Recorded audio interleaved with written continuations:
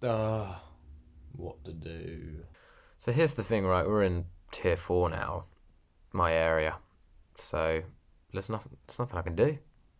Can't do these vlogs. What am I gonna do? What am I gonna do for the 6 people that watch them? No, I'm joking. Hopefully those numbers will like climb. Well, I don't really mind. I'm not doing it just for.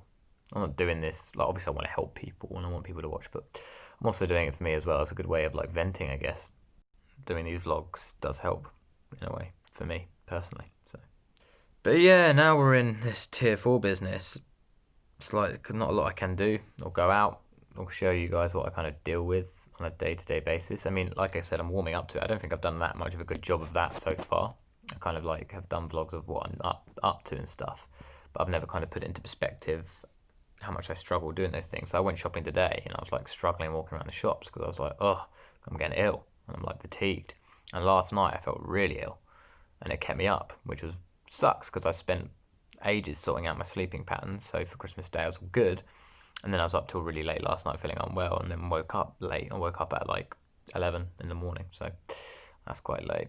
So the past couple of days since I went shopping, I haven't really been doing much, and I sorted out my water bills and stuff like that, and I got quite overwhelmed with that. So something that I find commonly with people who suffer with anxiety, emetophobia, is we get overwhelmed very easily. Like things can overwhelm us in general. It has nothing, not just the thought of being sick, like socializing, going out, bills, living, expenses. Oh, it can all just like all gets on top of you very quickly. I think people can be quite hypersensitive to that, which makes you then start to think, it's, if people with anxiety are very hypersensitive to everything, maybe it's because we are naturally born with the, you know, being very susceptible to getting anxiety.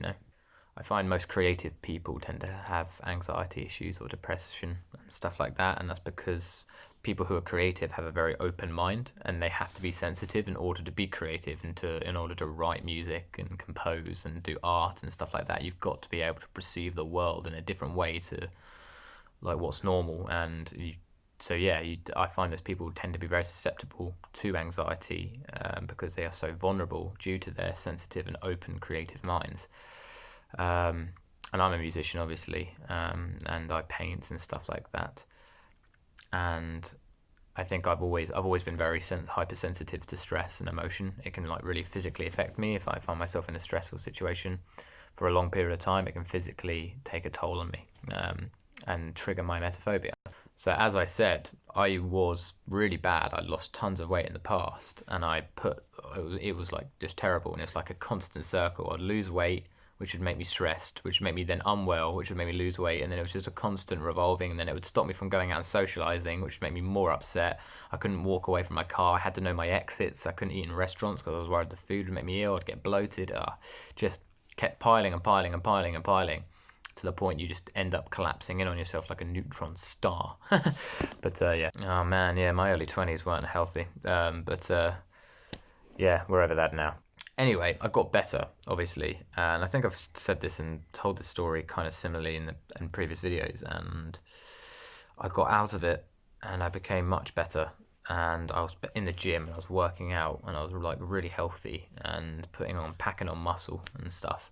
And then I went through, and for the last year and a half of my life, I went through a real stressful period for about a year. For about a year and a half. The last year and a half, I went through a real stressful period, dating and my job, and the combination of the two kind of sent me into a downward spiral mentally.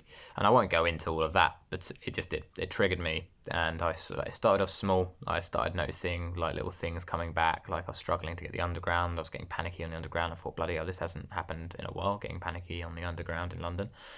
Um, and then like certain foods were starting to trigger me because as you get stressed, your brain's linked to your stomach. You start creating stomach acids, and your gastritis starts seeping in. You'll be surprised at how many people with anxiety end up having their stomach issues are actually gastritis caused from their anxiety. There's 2 different types of gastritis, I believe, or 3, can't remember. But one's actual physical, caused by H. pylori and things like that, and drugs or alcohol, and the other one's caused by anxiety, gastritis. So yeah, so there's 2. Um, And so yeah, it was like little things like that, struggling to get the underground food wise, and I was getting increasingly more ill. Like my appetite was going more. I was getting more stressed. I felt constantly in that cortisol state where my adrenaline was always up, and eventually I just got beaten down basically over the year and last year and a half. I just got beaten down, beaten down. I became angrier, became more sad, became more short tempered, quick to temper. Like my fuse was like this. Like I would snap over the littlest things, either in anger or upset. And then it just triggered this. It just basically triggered this slow, huge relapse where I ended up going right to the bottom, and I ended up losing tons of weight again. And now here I am, like I weigh in 66 kilos. Last time I weighed myself, which was a week ago. I haven't weighed myself since because it's not healthy to do it all the time. I think you need to do it in breaks to see your progress, and then if you regress, then like you need help. But like I said in my previous video, I've gone to the doctors and stuff, and they're gonna really help me now with my weight and stuff. I know on camera I may not look that bad, but honestly, because I've grown this beard strategically to try and help. But if I turn, it's all about lighting. If I turn, you can see the dips in my cheeks here. And if you knew me before, you would know that this is not what I naturally sit at. Like I said, I normally am in the gym. I'm quite a big guy. I weighed 90 kilos, as I've said, or more in previous videos. I've mentioned that, and now I weigh 66. So you can see, and I lost that in the space of this year. So that's a huge boom crash, and I could easily show some. I've got some old photos of me when I did hit the gym up on the wall, which I did bring into the doctors to show the doctor and be like, look, this is what I looked like in January, and now look what I look like. Recently, I've been really good at keeping calm. While I've been panicking, I've been doing my breathing exercises. I've been religious at meditating every day. I know at times it can seem pointless, like just sitting there and having your eyes and just listening to music, and doing that every day can be a bit of a bore, maybe sometimes. Some people, they love it. I personally love it. Some days I can't be bothered. So I'm like, I want to play my games instead. I want to play my PS4 or go out. I just kind of don't want to set aside 10 minutes, just 10 minutes as a meditation. But doing that honestly does benefit in the long run. In the short term, you may think, what's going on? How is this helping? Just sitting here listening to music. But it can be very relaxing. It gives your brain a chance to turn off for just 10 minutes and not think about anything else. And that actually really helps bring your cortisol levels down, which again, having high cortisol levels will impact you in the long run. And it gives you a bit of perspective. Some people like walking. I like walking. That's a form of meditation to me because I get to walk, I get to daydream, I get to digest my day and think about different perspectives. If I've got any issues or with people or myself, it gives me a chance to really think about, like I said, widen my perspective. And if I widen my perspective, then I've got more options of emotions to pick and feel from. So I can be like, okay, and maybe I don't need to feel angry about this situation because it's not that bad really. And I can think about it in more detail after meditating and stuff. So it does help. And your emotion obviously affects your mood, and your mood will affect your body. The thing is, what people forget and realize is that stress and anger is a secondary emotion. It's not a first. Something happens to you, you think about it, and that's the first stage, and then you act upon it. And what tends to get screwed up is that first stage, that thinking about it. Some people's perspectives aren't that large, or they think too quick, or they're too rash, and basically they in that thinking stage they go straight to anger because they don't understand it or understand their surroundings or understand the perspective or just can't see it straight up, and they go straight to anger, and then that causes so much unnecessary stress where it might not be needed. And I was very like that. I was very quick to temper, and I'm still not perfect. I have my days where I'm really snappy, and I'm like, and then I see it though. I'm like, bloody hell, I'm snappy today, and then I take 10 minutes aside, I meditate, and I bring myself back to that state of equilibrium. So the mind is a powerful thing. It can make you ill. It can make you ill when you worry and you panic, and it can make you feel sick, which is not going to help your emetophobia. So you can either completely cure yourself with your mindset, or you can at least assist and help massively, and get yourself better, but only when tempered by this. And then when you can master that and control that, it can go a really long way. And it is hard. Like, I'm not just saying that. I know it's incredibly hard to take control of your mind at times, especially when it comes to anxiety and depression and stuff. Very hard.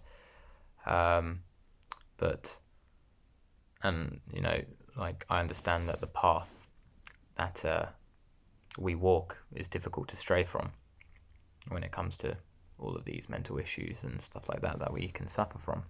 But I truly believe by mindful techniques and staying calm and meditation and self-research and evaluation, and with the self-discipline, you can really like make a massive impact on your mental health and physical health, not in a day, as Rick Grimes said on Walking Dead, not today, not tomorrow, but but one day.